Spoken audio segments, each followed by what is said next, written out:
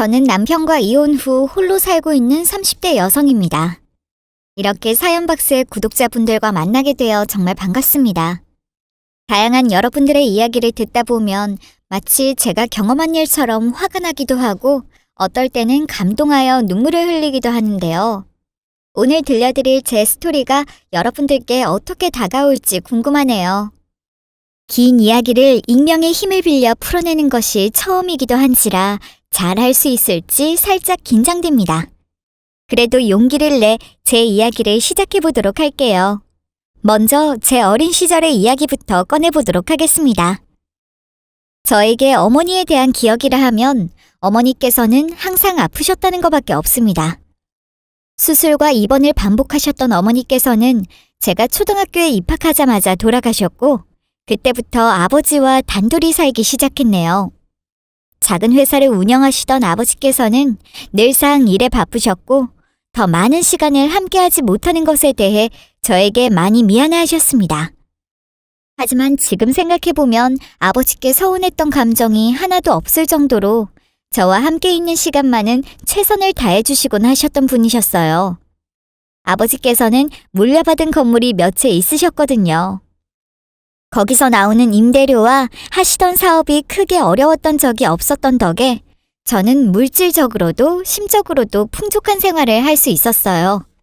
그렇게 큰 문제 한번 안 일으키고 성인이 된 저는 서울의 4년제 대학에 입학하게 되었는데요. 그토록 원하던 대학에 붙었던 것보다 평생을 서울에서 살아온 아버지와 함께 거주할 수 있다는 사실이 더 기뻤습니다. 노력해서 들어온 보람이 느껴졌을 정도로 제 대학 생활도 순탄했어요. 그곳에서 저는 저보다 한 학년 선배였던 제 남편과 인연이 닿게 되었고 그를 너무나 사랑했기 때문에 군대를 기다려준 것은 물론이었네요. 졸업 후 저는 중견기업의 기술직으로 남편의 대기업에 입사하게 되었어요. 안정적인 수입도 얻은 저희는 10년의 연애 끝에 비교적 이른 나이에 결혼하게 되었고 어느새 결혼 3년 차, 슬슬 안정기에 접어드는 부부로 살고 있습니다. 남편은 저와 달리 소위 말하는 가난한 집안 출신이었습니다. 처음 사는 동네를 들었을 땐 긴가민가 했는데 실제로 찾아가 보니 제가 자라온 곳과는 너무나 다른 환경이었어요. 같은 서울 내에 이렇게 다르게 살아올 수가 있다는 것이 확 느껴질 정도였거든요. 하지만 직접 제 눈으로 보기 전까지 남편이 가난하게 자라왔다는 걸 상상조차 하지 못했을 정도로 그는 마음이 풍족한 사람이었습니다. 시댁 식구들의 분위기도 화기애애했어요. 시부모님, 남편 동생인 신우, 그리고 남편, 이렇게 작은 집에 살고 있었는데 옆에서 봐도 웃음이 넘치는 화목한 가정인 게 느껴질 정도로요. 아버지께서 저를 사랑으로 키워주셨다고 해도 저는 어머니의 빈자리가 안 느껴진 것은 아니었기에 내심 웃음이 넘치는 남편의 가정이 부러웠던 적도 있었어요. 아버지께서도 남편을 보면 사랑받고 자란 티가 난다고 말씀하셨거든요. 집안 사정 때문에 결혼을 반대당할까 하고 걱정도 했지만 예상과는 달리 저희 아버지께서는 두 팔 벌려 환영하셨습니다. 그렇게 잡게 된 상견례 자리로 살짝 돌아가 보자면 기억에 남는 몇 가지의 대화들이 있었어요. 우리 귀한 며느리 맞이하는데 저도 마음 같아서는 큰 집 놓아주고 싶죠. 지금만큼 아무것도 못하는 제 사정이 아쉽게 느껴졌던 순간은 없습니다. 사돈어른, 지선이는 내가 오래 봐왔지만 정말 내 딸 같은 며느리고 사돈께서 얼마나 잘 키우셨는지 저한테도 얼마나 싹싹한지 모릅니다. 말만 친엄마라고 생각하라는 게 아니고 엄마처럼 이것저것 도와주고 싶은데 사정이 안 받쳐줘서 말이죠. 누가 먼저 말을 꺼냈었는지 기억도 안 나는 신혼집 이야기가 나오자 시어머니께서는 아쉽다는 듯 말씀하셨습니다. 하지만 그 자리에 있던 사람이라면 적어도 시댁 사정이 좋지 않다는 것을 아는 사람이라면 놀랄 것도 아니었네요. 아버지께서도 마찬가지셨습니다. 그 말에 저희 아버지께서는 가지고 있는 아파트 한 채를 제 앞으로 줄 테니 들어가 살라는 의사를 밝히셨으니까요. 괜찮습니다. 너무 걱정하지 않으셔도 됩니다. 결혼하기로 한 이상 사돈네 경제 사정은 들었으니 예상 못한 것도 아니었습니다. 집 문제라면 지선이에게는 미리 말했지만 이쪽이 가지고 있는 아파트 하나를 신혼집으로 마련하면 될 것 같습니다. 하지만 제 개인적인 바람으로는 그 이외는 두 사람이 힘을 합쳐 채워 넣었으면 합니다.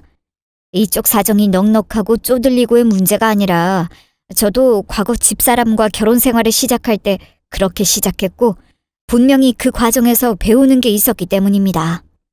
아버지께서는 집 구하는 것 이외에는 따로 지원하시지 않겠다고 말씀하셨습니다. 저희 둘이서 알뜰하게 저축해둔 돈이 꽤 있으니 그걸로 준비하란 말씀이셨죠. 아버지다운 결심이라고 생각했어요.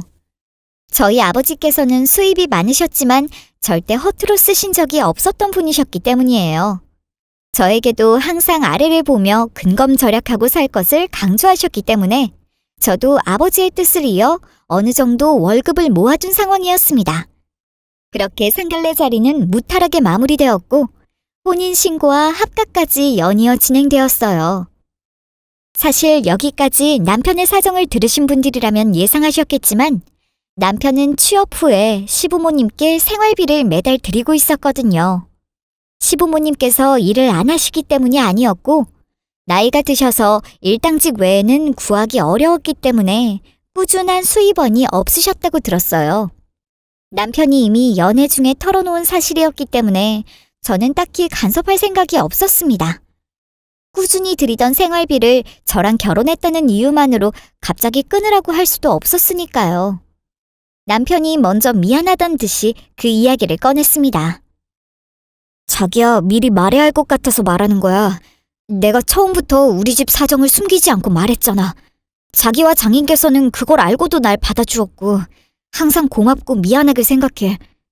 다름이 아니라 내가 부모님께 생활비 드리는 거 있잖아. 매달 10만 원씩 더 달라고 하시더라고. 사실 두 분 사시는 집도 월세집이고 매달 나가는 돈이 많으니 워낙 부담이 되시나 봐. 솔직하게 말하면 결혼했으면 내 가정에 집중하는 게 맞아서 부모님께 생활비를 계속 드려도 되나 생각도 해봤어. 하지만 워낙 간절하게 부탁하시니까 어떻게 해야 할지. 어? 엄청나게 긴장하길래 무슨 말 하려 하나 했더니 솔직히 큰돈 들어가는 것도 아니고 자기가 계속 보내드리던 걸 내가 뭐라고 할 순 없잖아. 그리고 어머님 아버님께서도 돈 허튼 데 쓰시는 거 아닌 거 내가 알고 있으니까 계속 드리면 될 것 같은데? 물론 우리 사정이 어려워진다면 못 드리겠지만 지금은 괜찮잖아. 그래도 난 자기한테 미안한 마음뿐이야. 우리 부모님 젊을 때 고된 일 많이 하셔서 몸도 언제 아프실지 모르고 그거 외에도 앞으로 더 큰 돈이 필요해질지도 모르니까. 그리고 이렇게 우리 부모님 챙겨드리는 거에 비해서 장인어른께 드리는 것도 없는 게 괜히 죄송하고. 내가 아빠랑도 미리 이야기해봤는데 아빠는 생활이 힘드신 것도 아니고 내가 드린다고 해도 차라리 저축해서 모으라고 하시던걸? 자기 이야기해도 전혀 나쁘게 본 것도 아니야. 오히려 마음씨 고운 아들을 잘 키웠다고 하셨어. 솔직히 오빠가 번 돈 드리는 건데 나한테 달라고 하시는 거 아니잖아. 우리 중에서 생활비 드리는 거 나쁘게 보는 사람 한 명도 없으니까 나한테 너무 미안해하지 않아도 돼. 남편은 저희 아버지께 집을 받은 것에 비해 많이 돌려드리지 못한 걸 미안해하곤 했어요. 사실 처음에 집을 받았을 땐 매달 생활비라도 송금해드리겠다고 직접 말씀드렸지만 아버지께서는 딸이나 사위한테 받을 생각 없다고 저희 쓰라고 하셨거든요. 제 입장에서는 이 세상에는 받는 걸 당연하게 생각하는 사람들도 많은데 남편이 이렇게 마음 써주는 것만 해도 너무 고마웠죠. 그렇게 10만 원의 생활비를 더 드리게 되었지만 결혼 3년 차까지 무사히 지냈어요. 명절날에도 딱히 마찰이 있었던 것도 아니고 남편이 옆에서 도와주니 큰 문제 없이 지낼 수 있었죠. 남편도 일에 바빴지만 저에게도 최선을 다하는 것이 느껴졌고 꿈꿔왔던 최고의 결혼 생활이었습니다. 시어머니의 본심을 알기 전까지만 해도 말이에요. 시간은 흘러 시어머니 생신날이 다가왔고 남편과 함께 방문하려 했지만 남편이 갑작스레 일에 불려가게 되었거든요. 저는 남편과 함께 고른 선물을 가지고 혼자서 시댁 문을 두드리게 되었습니다. 어머니, 저 왔어요. 오빠는 갑자기 일이 생겨서 못 와서 너무 아쉽대요. 그동안 자주 찾아뵙지 못해서 죄송해요. 오느라 고생 많았다. 새아가도 일하느라 바쁠 건데 내 생일이라고 온 거지? 어머님께서는 자리에 앉자마자 제가 준비해온 선물의 포장을 뜯으셨습니다. 많이 기대하는 표정이셨죠. 남편과 함께 어머님 취향에 맞는 작은 가방을 백화점에서 사왔기 때문에 분명 마음에 드실 거로 생각했네요. 하지만 받는 입장에선 그렇지 않았나 봅니다. 가방을 든 어머니께서는 탐탁지 않은 표정을 하셨거든요. 이거 어디서 산 거냐? 이런 브랜드가 있다고는 듣도 보도 못한 것 같은데 설마 시장에서 사온 건 아니겠지? 설마요. 백화점에서 오빠랑 같이 고른 거예요. 오빠가 어머님 취향 잘 안다고 이거 드리면 분명 만족하실 거라고 했거든요. 아무리 그래도 얘, 이제 슬슬 비싼 선물 받을 준비한 지가 언젠데. 내가 작년에도 이런 거 받고는 얼마나 서운했는데. 이참에 말하는 거지만 남들은 며느리가 해외여행도 데려가주고 만날 비싼 명품 턱턱 선물해 준다던데 이번에는 받을 수 있을까 했더니 넌 돈도 많이 벌면서 왜 그러냐? 저는 예상 밖의 시어머니의 반응에 할 말을 잃었습니다. 정성 들여 준비한 선물이 그런 취급을 받는 것보다 평소에는 안 그러시더니 이제 와서 남들과 비교하기 시작하시는 게 영 기분이 상했거든요. 아무리 저희 둘 다 수입이 꾸준하다고 해도 명품을 들고 다닐 수준은 아니라고 생각했기에 저조차도 한 번도 사본 적이 없었고 사치에 욕심도 없었기 때문에 어머님께서 비싼 명품을 달라는 건 생각지도 못한 반응이었습니다. 에이, 어머님, 저도 더 좋고 비싼 거 드리고 싶었죠. 그래도 저는 저희 버는 수준에 맞게 돈을 써야 한다고 생각해요. 솔직히 저희 아직 사회생활 시작한 지 이제 10년도 안 됐는데 돈을 저축해서 생활에 보태는 게 먼저지 전혀 명품이나 그런 건 관심도 없는걸요. 내 생각은 너랑 다르다. 네가 쓰고 말고가 중요한 게 아니라 내 주변 보니 다 며느리 덕 보고 살더라. 그런데 난 멀쩡한 가방 하나 없고 이런 거 들고 나가봐야 아무도 모르는 거 아니냐? 그리고 사돈네는 얼굴 한번 안 비추고 대체 뭘 하시는 게냐? 너가 부족하면 사돈네에서라도 보태지 못할 망정. 저희 아버지요? 일하느라 바쁘세요. 그리고 결혼할 때 들으셨듯이 저희 아버지께서도 돈 허튼 데 쓰시는 분은 아니라서요. 집 받은 걸로만 해도 전 아버지께 항상 감사드리고 있으니 그렇게 말씀하시는 걸 들으니 기분이 좋지 않네요. 어머님이야말로 저희 아버지께 감사하다는 한마디라도 하신 적 없으시잖아요. 내가 사돈네에 감사해야 할 필요라도 있단 거냐? 솔직히 그래 따져보자. 내 아들한테 그 집이 간 것도 아니라면서. 내 아들이 받았으면 나중에 집을 팔 수라도 있지. 그렇게 바깥 사돈은 혼자 돈 많이 주고 살면서 딸랑 집 하나 내놓고 나 몰라라 하는 걸 나보고 지금 감사하라는 거냐? 그렇게 말씀하시는 어머니께서는 저희 결혼 생활에 보탠 것도 없으시잖아요. 저는 받은 만큼 돌려줘야 한다는 입장인데 도와주신 것도 없으시면서 마치 맡겨놨다는 듯이 비싼 선물을 가져오라니. 정성 들여 준비한 입장에서 얼마나 힘이 빠지는지 아시는지 모르겠네요. 방금 말씀 저희 아버지께서 들으셨다면 엄청 화내셨을 거예요. 저만 해도 이렇게 화가 나는데. 아가, 그러지 말고 네가 생각해봐라. 귀하게 키운 아들을 좋은 대학, 좋은 회사 보내서 잘 사는 집에 장가까지 보냈는데 내가 받은 게 하나도 없으면 그게 난 뭐가 되냐? 나도 아들 덕 며느리 덕 좀 보고 살아야 할 거 아니냐? 내 말이 틀려? 아들 덕 충분히 보고 계시잖아요. 매달 50만 원 넘게 드리는 걸로도 전 별 터치 안 했는데 어머니께서 감사하게 받고 아껴 쓰실 거라고 믿었으니까요. 그런데 이런 분이실 줄은 몰랐네요. 어머 얘 봐라. 내가 좋게 대해주니까 빠락빠락 말대꾸하기는 정정하마. 그건 아들 덕 보는 게 아니고 아들 키운 애미로서 당연히 받아야 할 대우를 받는 거다. 안 그래도 더 달라고 했더니만 네 눈치 보인다고 거절하더니만. 응? 내가 내 손으로 키운 자식한테 그런 말 들어야 하니? 네가 주는 것도 아니고 내 아들 월급에서 주는 거라며? 그런 주제에 생색은. 얘, 너 나한테 뭐 보탠 거라도 있니? 저는 너무 화가 나서 선물만 놓고는 자리를 뜨고 말았습니다. 언제적 사고방식인지도 모르겠어요. 결국 장황하게 말씀하셨지만 요약해보면 아들 키운 자신은 당연히 받아야 할 처사고 저도 며느리 도리로서 시댁에 경제적인 도움이 되어야 한다는 입장이신 거잖아요. 거기다 저희 아버지까지 운운하시니 더 이상 있다간 정말 어른이고 뭐고 손부터 나갈지도 모른다는 생각에 자리를 피하게 되었어요. 저는 화가 쉽사리 가라앉지 않아 집에 돌아와서도 표정이 좋을 리가 없었습니다. 퇴근한 남편이 말없이 씩씩거리는 저를 보더니 조심스럽게 대화를 시도하네요. 지선아, 여보, 엄마랑 무슨 일 있었어?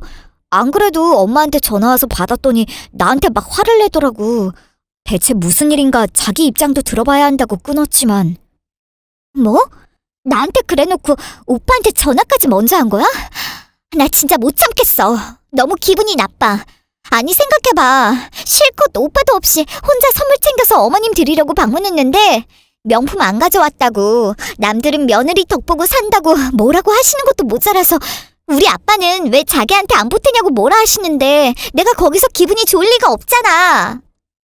그 말 들으니 우리 엄마가 먼저 시작한 거 맞네. 내가 대신 사과할게. 그런데 엄마 말 들어보니 자기는 내가 생활비 드리는 걸로도 엄마한테 뭐라 했다고 그러시던데 그 말이 사실이야? 사실이고 자시고 내가 못할 말 한 것도 아니잖아. 내가 오빠한테 어머님께 생활비 드리는 걸로 뭐라 한 적 있어? 오히려 그렇게 하라고 했잖아. 그런데 어머님께서 나한테 직접 받는 생활비 없는데 비싼 것도 안 가져온다고 뭐라 하니까 진짜 무슨 생각이신가 싶어서 한 말이지. 예상대로 아주 받는 걸 당연하게 여기시던데? 너 진짜 그렇게 말했어? 아무리 그래도 자기 통장에서 나가는 것도 아닌데 이미 둘이서 이야기 다 끝낸 일을 왜 꺼내? 너무 심했다고 생각하지 않아? 그 이야기를 왜 자기가 하냐면서 엄마가 자존심 많이 상했다더라. 그래서 지금 나보고 잘못했다는 거야? 난 납득 못해. 솔직히 오빠도 말만 나한테 미안하다 하면서 당연히 드려야 한다고 생각하는 거 아니야? 나 진짜 오늘 어머님 다시 보였거든? 오빠까지 내 탓이라고 하면 진짜 같이 안 살 거야. 제 눈치를 보며 슬슬 탓을 하려던 남편은 제가 강하게 나가자 아무 말도 하지 않았어요. 솔직히 남편이 사과하는 것까지는 괜찮았지만 그 이후에 이어진 말들이 저를 탓하는 것 같아서 기분이 더 나빠졌습니다. 솔직히 저를 달래주러 온 것인지 책망하러 온 것인지 구별도 되지 않았거든요. 그때가 처음으로 역시 남편은 시댁 편이라는 생각이 들었던 것 같아요. 그 사건 이후로도 저도 생각이 많이 달라졌습니다.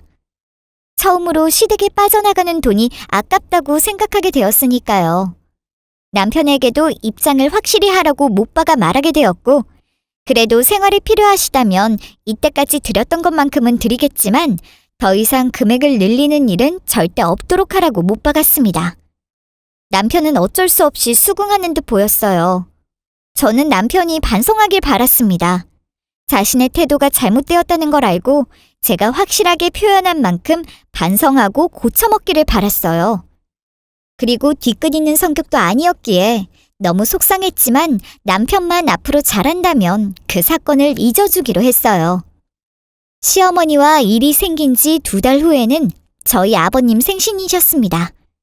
저는 딱히 마땅히 생각나는 것도 없었고 아버지께 물어봐도 답을 얻을 수 없었기에 어머님 생신 때처럼 가방을 하나 준비했죠. 평소 서류를 들고 다니는 일이 잦으신 아버지셨는데 저번에 보니 다 해진 옛날 가방을 들고 다니셨어요. 그래서 하나 드려야겠다고 생각을 하고 있었는데 마침 기회가 온 거였어요. 그렇게 아버지 드릴 가방을 포장해 안방에 둔 상황이었네요. 그쯤 어머님께서 연락도 없이 저희 집을 방문하셨습니다. 솔직히 제 입장에서 반갑지는 않았지만 문전박대할 수도 없는 노릇이었으니 어쩔 수 없이 밥을 차리기 시작했습니다. 남편과 함께 한창 밥 차리느라 어머님께서 안방에 들어가시는 것도 보지 못했어요. 그랬더니 어머님께서 아버지 선물해두려고 둔 가방을 들고 나오시는 거예요. 어머님, 그걸 뜯으시면 어떡해요. 선물하려고 포장해둔 거라고요. 저희 아버지 곧 생신이라 드릴 선물이에요. 아, 참, 다시 포장해야겠네. 어디 문제 생긴 건 아니죠?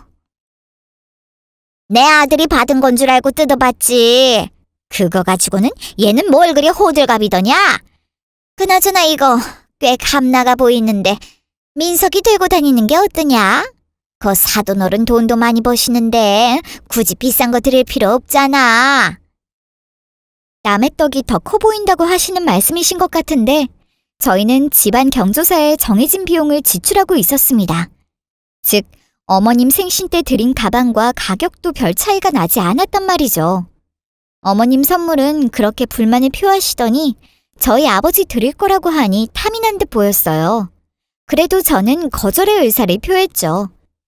저희 아버지요, 돈 많이 버셔도 다 낡고 떨어진 서류 가방 들고 다니시는 분이세요. 어머님이랑은 다르게 평생 명품 욕심 없이 소박하게 살아오신 분이시라고요. 그래도 사회적으로 자리가 있으시니 얘를 갖춰야 하는 자리에 들고 다니시라고 제가 사드리는 거예요. 그리고 가격으로 따지면 어머님께 드린 가방이랑 별 차이도 나지 않는걸요? 그랬더니 어머님께서는 부엌으로 가방을 들고 와 남편에게 대보기 시작하셨습니다. 우리 아들이랑 잘 어울린다면서요. 선물 드릴 거라고 말씀을 드려도 알아듣지도 못하시니 원 가만히 있는 남편을 기로하고 결국 제가 빼들어 제자리에 돌려놓을 수밖에 없었네요. 그랬더니 시어머니께서 궁시렁거리시긴 했지만요. 그렇게 시댁과 꽁기하게 지내고 있던 어느 날 아버지께서 청천벽력 같은 소식을 전하셨습니다. 췌장암에 걸리셨다고 하셨어요.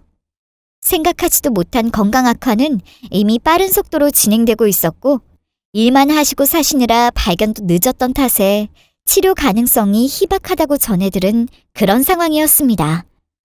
저와 남편은 일을 마치자마자 아버지의 병원으로 향해야 했어요. 저와 남편은 아버지를 지극정성으로 간호하며 희망을 북돋아 주었지만 아버지께서는 치료를 거듭할수록 초췌해져 가는 것이 제 눈에도 보였습니다. 갑작스러운 절망에 빠진 저는 정신을 차릴 수가 없었고 아버지 앞에선 강한 척했지만 집에 돌아와서는 유일하게 남은 가족을 잃을까 하는 두려움에 숨죽여 우는 날이 늘어났어요. 남편은 그런 저를 가만히 토닥여주며 옆에서 같이 울어주었습니다. 아무리 완치 확률이 희박하다고 해도 자식된 입장으로서는 한 줄기 희망을 놓을 수가 없었습니다. 하지만 아버지께서는 그렇지 않으셨나 봐요.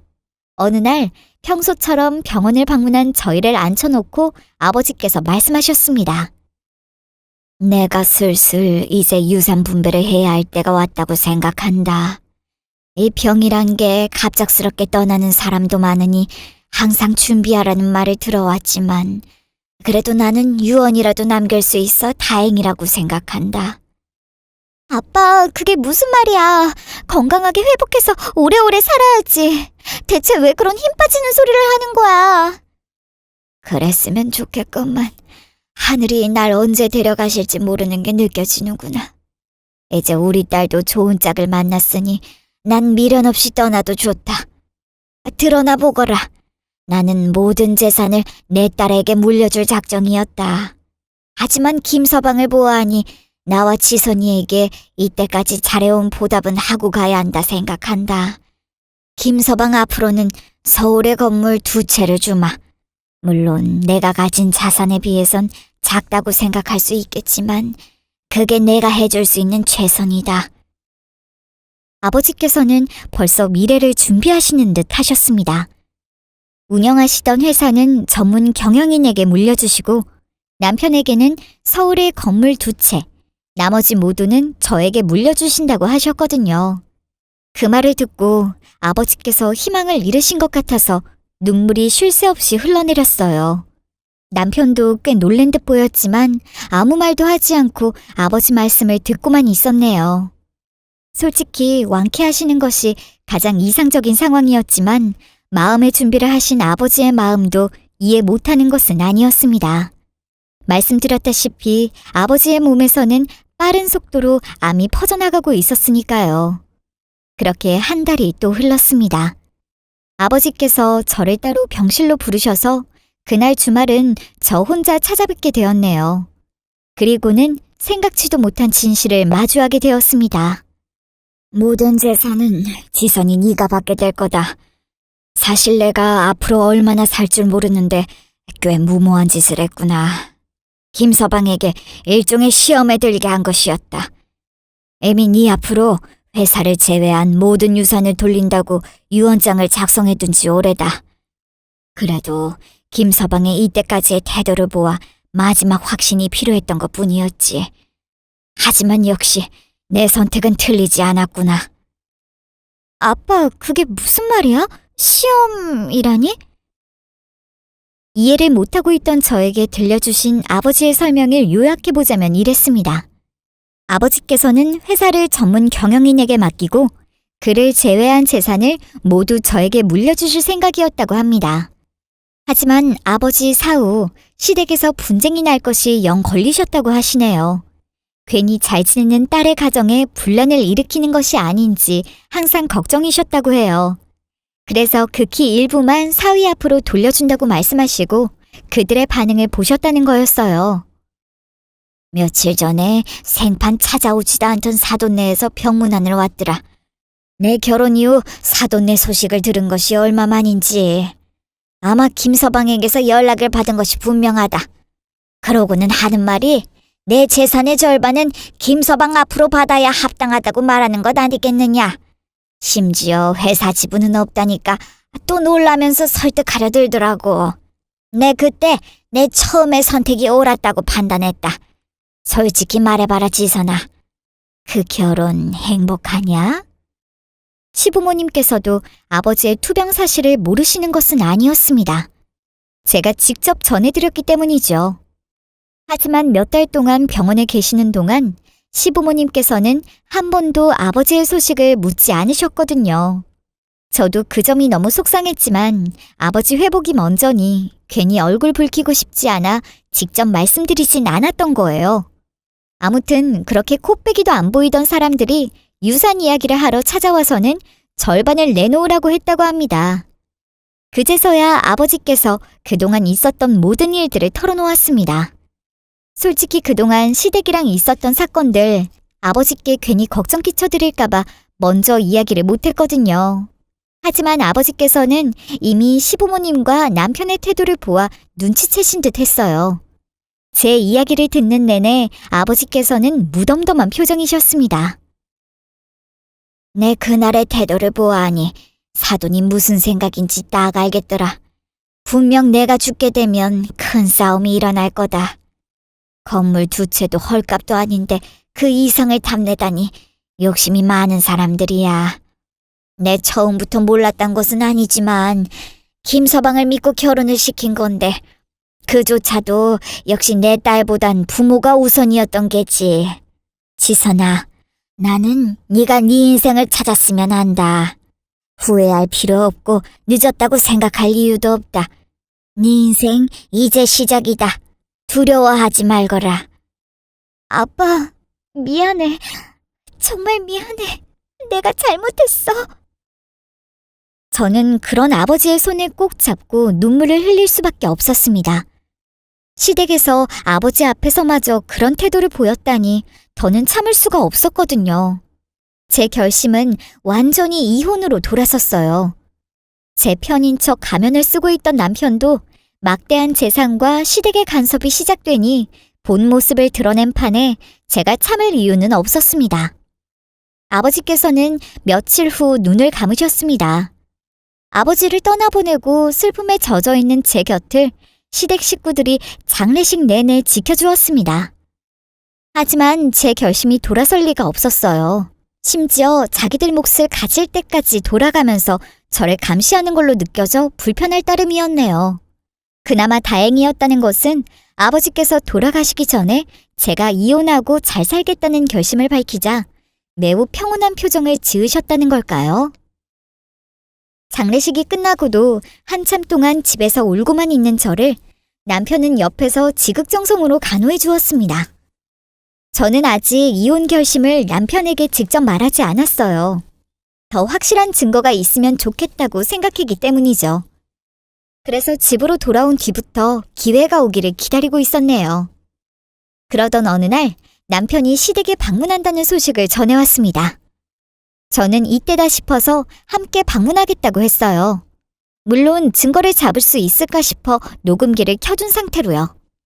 시댁 식구들은 제가 그동안 아무 말 없이 있으니 완전히 넘어왔다고 생각했는지 제 앞에서 무례한 대화를 서슴지 않았어요. 심지어 집안에 들어가니 온 식구들이 뛰쳐나와서 남편을 맞이하네요. 무슨 축제에 왔나 싶었습니다. 아이고, 우리 아들 이제 건물주네. 그나저나 더 남은 건 없다냐? 정말 그 건물 두 채나 딸랑 남겨주고 가신 거냐? 그래도 서울이니 큰 돈 남길 수 있을 거다. 우리 아들 이제 성공했네. 매달 나오는 돈이 얼마인지. 그래, 아가. 유언장엔 뭐라고 쓰여 있더냐? 말만 그렇게 하셨지. 분명히 우리 아들 앞으로 더 있을 거다. 무슨 기대를 하시는진 모르겠지만 그런 말씀 전혀 없으셨어요. 아유, 사돈도 참 박해. 그래도 잘 알아보면 분명 더 받을 수 있는 방법이 있을 거다.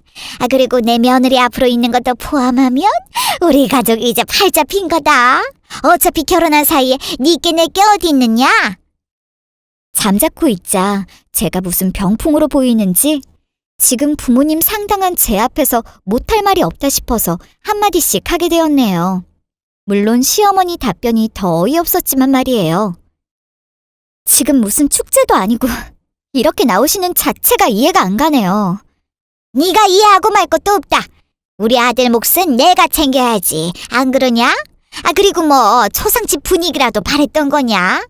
솔직히 바깥사돈 내가 말을 안 해서 그렇지. 그 정도면 호상인 거지. 말 조심하세요, 어머님. 그러다가 정말 후회하게 되실 수가 있어요. 하지만 녹음기가 켜져 있다는 걸 알 리가 없는 시댁 식구들은 신이 난 듯 말을 이어나갈 뿐이었죠. 오빠, 내가 진짜 건물주 오빠를 둔 거야? 와, 진짜 대박! 와, 우리 오빠 완전 성공했다. 나도 임대료 좀 나눠 먹으면 안 돼? 안 그래도 나 요즘 취업 안 돼서 힘든 거 알고 있잖아. 우리 엄마 아빠 주고도 남을걸? 조금은 나도 줄 거지? 우리 아들이 이제 평생 힘들게 일할 필요 없이 연금 받으면 되네. 커봐라, 내가 뭐랬냐? 가만히 있으면 돈이 들어올 테니 직장 나갈 필요 없다고 했잖아. 잘 그만뒀다. 처음 듣는 소식에 저는 화들짝 놀라 남편을 붙잡고 물었어요. 자기야, 일 그만뒀어? 그렇게 힘들게 들어간 직장을 왜 그만둬? 왜 나한테 말 안 했어? 자기 휴가 냈다며. 뭐하러 힘들게 일해. 내가 장인께서 주신 건물 알아보니 임대료만 해도 내 월급 훌쩍 뛰어넘던데. 내가 거기서 버티느라 얼마나 힘들었는데 일할 필요 없어졌으니까 그만뒀지. 너네 진짜 다 한통속이네. 뭐가 그렇게 당당해 지금? 남도 아닌 제 아버지의 죽음 앞에서 박수를 치며 깔깔깔 웃는 시댁 식구들 앞에서 저는 아버지의 유언장을 펼쳐들었습니다. 자리에 모든 사람이 숨죽이고 저만 쳐다보았어요. 저는 자리에서 일어나 유언장을 읽어내리기 시작했습니다. 유언장에는 아버지의 글씨체로 회사 경영인을 지정하고 남은 모든 재산을 저한테 남긴다는 말이 쓰여 있었죠. 제 입에서 말이 흘러나오자 축제였던 분위기는 한순간에 싸해졌어요. 충격받은 듯한 시부모님께서는 아무 말도 없으셨고 제일 먼저 정적을 깬 것은 남편이었습니다. 정신 나간 말을 꺼냈지만 말이에요. 그게 무슨 말이야, 여보? 이거 진짜 장인께서 쓰신 거야? 내 앞으로 건물 남겨주신다며 직접 나 불러서 그러셨잖아. 여보도 들었잖아. 근데 이제 와서 이러면 어떡해? 뒤이어 시어머니께서 제 손에 들린 유언장을 낚아채서 읽기 시작하셨지만 들은 내용이 변할 리가 없었습니다. 한참을 못 믿겠다는 듯이 유언장을 돌려 읽어나가던 시댁 식구들이었죠. 시어머니는 끝내 그 유언장을 제가 보는 앞에서 갈기갈기 찢어버리셨어요. 이건 없던 걸로 하거라. 이딴 거 필요 없다. 나는 내 몫은 챙겨야 한다. 법적으로 부부 재산은 공동인 거 모르냐? 뭐 이딴 말도 안 되는 헛소리를 적어놨어. 어차피 상속받은 재산이요. 부부 공동재산으로 들어가는 것도 아니고요. 법이 그렇다고요, 어머님. 그리고 뭐? 아버지께서도 평생 힘들게 일하셨는데 너가 뭘 믿고 직장을 그만둬?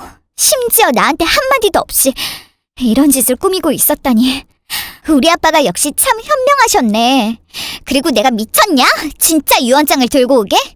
그거 복사해둔 거니까 찢어도 한 뭉텅이 남아있어. 복사본이라고? 왜 그런 짓을... 그럼 진짜 장인어른 유언장은 어디 있어? 법원에 이미 넘어갔겠지. 더 이상 뻔뻔하게 내 앞에서 얼굴 들고 다닐 생각하지 마. 네가 아무리 니네 엄마 편드는 게 보여도 그동안 정이 있어서 좋게 말했던 건데 이제 우리 아빠 유산까지 탐을 내? 너희 집에 정말 제정신인 사람 한 명도 없어? 정말 콩 심은 데 콩 난다는 어른들 말씀 하나도 틀린 게 없네. 그렇게 돈만 쫓으니까 평생 이렇게 거지같이 사는 거야. 알아? 뭐? 거지? 너 최지선, 너 말 다 했어? 이 거지 같은 집안에 대해서라면 할 말은 아직 많아. 그리고 말했듯이 이미 난 이혼 서류 다 제출했거든? 오늘 니들 대화한 것도 내 핸드폰에 다 녹음되어 있고 이것만 제출하면 되겠네. 평생 그렇게 살아. 남 등쳐먹고 피 빨아먹고 기생충처럼 살라고. 말을 끝낸 저는 이혼의 의사를 한 번 더 전달해주고 집을 나서려 했습니다. 그때서야 상황 파악이 된 시댁 식구들이 저를 붙잡기 시작했어요. 지선아, 세아가 설마 이렇게 끝낼 작정이냐? 난 허락 못한다. 그 돈 없어도 된다. 하지만 널 보낼 순 없다. 사돈 어른 듯이 그렇다는데 내가 어찌하겠어. 돈 한 푼도 안 줘도 된다. 하지만 이렇게는 가지 말거라. 여보, 내가 말도 없이 일 그만둬서 미안해. 다시 충분히 일 찾을 수 있을 거야. 그러니까 같이 살자. 내가 잠깐 장인어른께서 그렇게 말씀하셔서 돈에 눈이 멀었나 봐. 미안해. 자기도 내 상황 알잖아. 엄마도 돈 때문에 평생 고생해서 그래. 이해해 줄 거지? 제발. 그래도 제가 듣는 척도 안 하자 급기야는 제 팔을 붙잡고 악어의 눈물을 짜내기 시작했어요. 언니, 저도 말 실수한 거 사과할게요. 진짜 저도 건물 같은 거 다 필요 없어요. 예전처럼 오빠랑 둘이 행복하게 살아만 주세요. 내가 민석이한테 생활비 달라고 하는 것도 필요 없다. 결혼했으면 네 마누라한테 쓰면 된다. 받은 건 내가 어떻게든 다 돌려주도록 하마.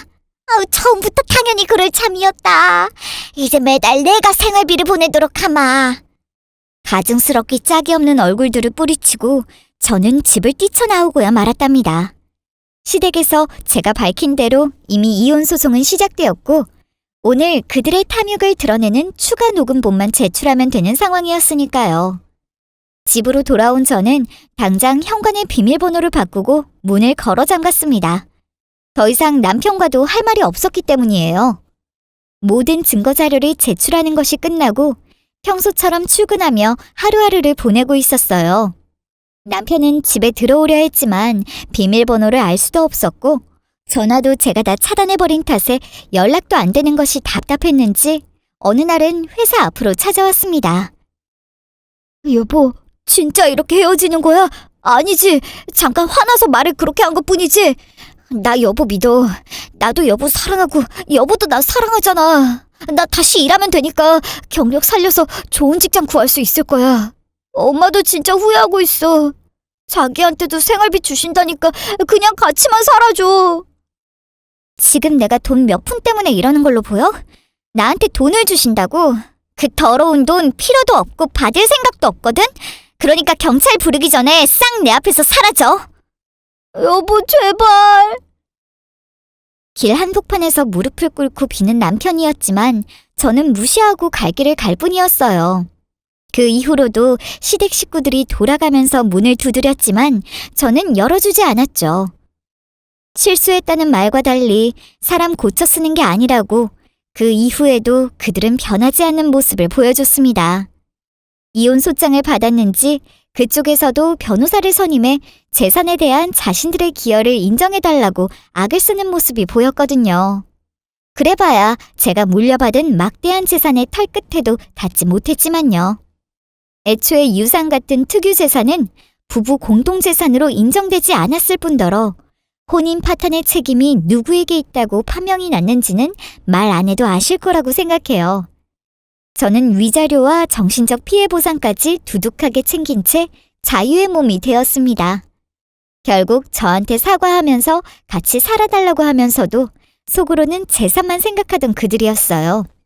그때 받아줬다면 정말 끔찍한 결과가 일어났을 건 안 봐도 비디오였죠. 그 사건을 겪은 후유증이라고 표현하면 알맞을까 모르겠지만 저는 그 이후에 사람을 쉽사리 믿지 못하게 되었습니다. 돈 벌러 나갈 필요도 없었지만 직장을 그만두지도 않았어요. 아버지께서도 평생을 일하셨는데 제가 어떻게 받은 돈을 펑펑 쓰고 다니겠어요? 대신 어디 가서 제가 재산이 있다는 이야기를 절대 꺼내지 않게 되었네요. 큰 경험했는데 2번이나 똑같은 실수를 하는 사람은 되지 말아야 했죠. 그래서 겉으로는 평소대로의 소박한 생활을 유지하고 있답니다. 사실 저는 결혼 생활보다 홀로 남은 지금이 훨씬 행복해요. 남편의 실체를 알았기도 하고 무엇보다 절 괴롭히는 시댁이 사라졌으니까 당연하죠. 앞으로의 인연이 다시 찾아올지는 모르겠지만 돈 보고 달려드는 사람이 없도록 신중하게 행동해야겠다고 100번 다짐하게 된 사건이었어요. 저는 이제 이야기를 마무리 지으려고 해요. 오늘의 제 이야기 어떻게 들리셨나요? 제 개인적인 바람이라면 작은 교훈이라도 느껴지셨으면 합니다. 저도 이런저런 사람 사는 이야기를 듣다 보면 제가 직접 경험하지 않은 일인데도 감정이 이입되어 버리곤 했거든요. 그래서 살짝 이야기가 답답하진 않으셨을지 걱정되기도 하네요. 여러분, 오늘은 들어주셔서 감사하고 앞으로 행복만이 가득하길 바래요.